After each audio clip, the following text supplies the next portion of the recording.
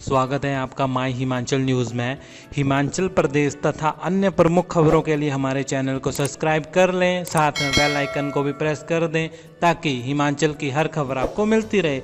तो सबसे पहले बात करेंगे कोरोना अपडेट पे। तो देवभूमि में कोरोना वायरस फुल स्पीड पर, कोरोना से 3 और लोगों की मौत, प्रदेश भर में 326 संक्रमित।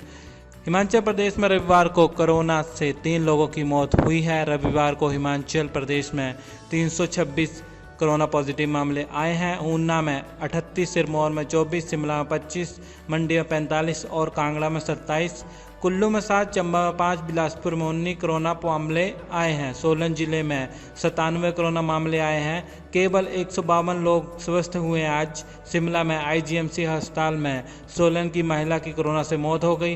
पांवटा साहिब के जवालपुर के 36 वर्षीय युवक की कोरोना से मौत हो गई।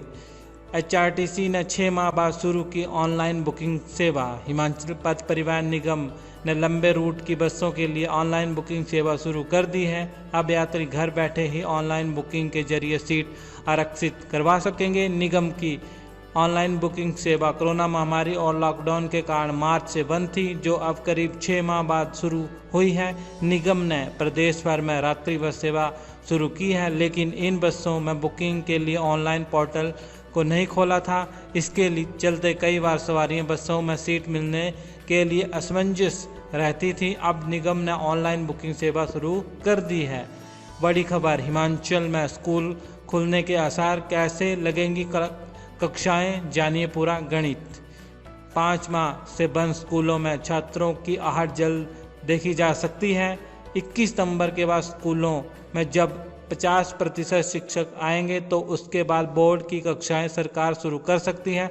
शिक्षा विभाग ने सरकार को भेजे प्रपोजल में बताया कि बोर्ड परीक्षाओं की तैयारी करवाने के लिए अब ज़्यादा समय छात्रों के पास नहीं बचा है। ऐसे में सोशल डिस्टेंसिंग में इनकी कक्षाएं लगाना शुरू करनी पड़ेगी। इसके अलावा विभाग ने बताया कि 9वीं B-1 के छात्रों को ऑप्शनली स्कूलों में बुलाया जा सकता है अगर वो आना चाहते हैं या शिक्षकों के पास अपने नोट्स चेक करवाने, तो इसको देखते हुए वो अपनी मर्जी से स्कूल में आ सकते हैं। फिलहाल अब राज्य सरकार को फैसला लेना है कि स्कूल कॉलेजों में एक बार फिर से कैसे फिजिकली रूप से कक्षाएं शुरू की जा सकें। मंदिरों में पंजीकरण के बाद होंगे दर्शन, टूरिस्ट के लिए ऐसा होगा सिस्टम।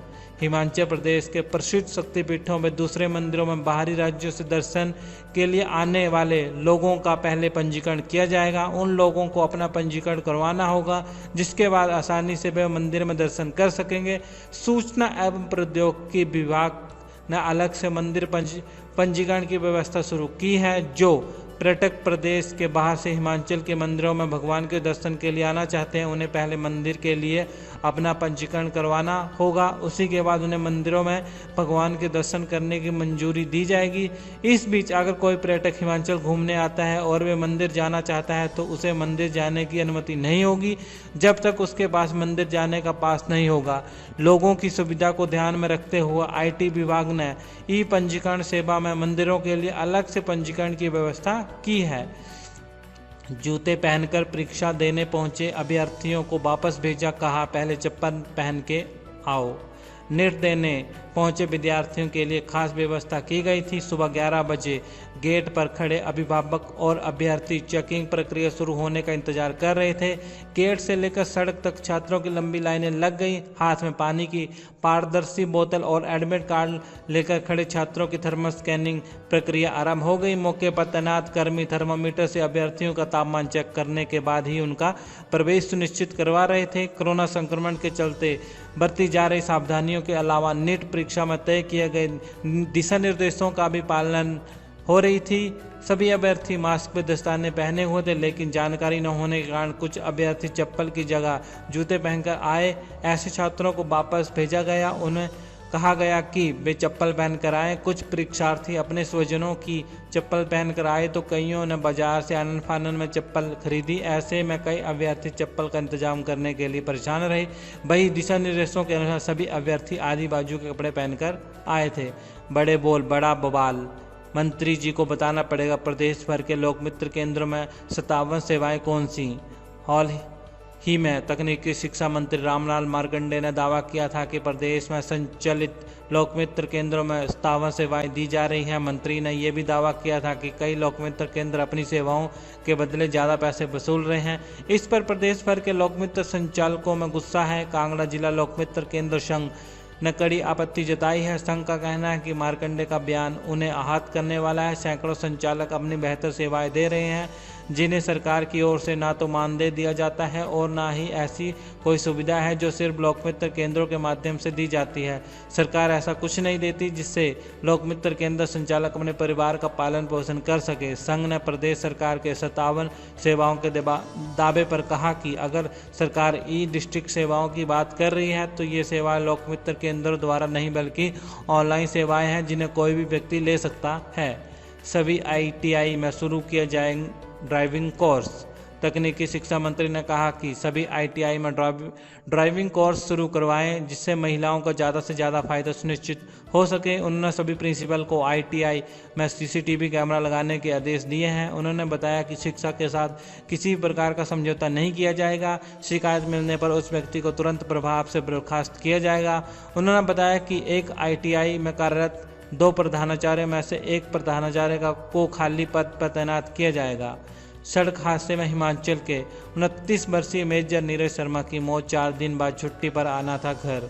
हिमाचल प्रदेश के जिला ऊना के 29 वर्षीय मेजर नीरज शर्मा की सड़क हादसे में मौत हो गई। यह हादसा राजस्थान में हुआ। इस हादसे में 2 और जवान घायल हो गए हैं। रविवार को मेजर नीरज का पार्थिव शरीर उनके गांव पहुंचा।